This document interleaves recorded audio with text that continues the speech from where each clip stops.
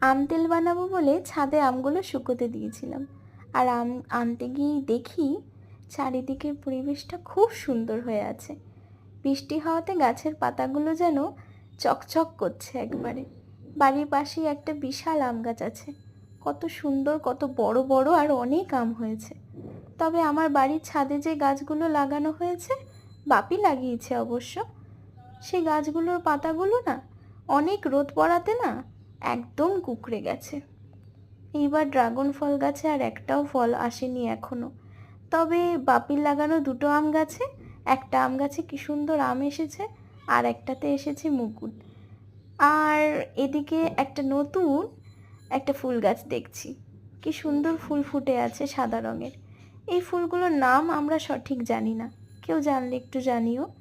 তারপরে আর কি, নিজে একটু বিকেলে সময় কাটিয়ে নিচে চলে আসলাম, খুব ভালো লাগে।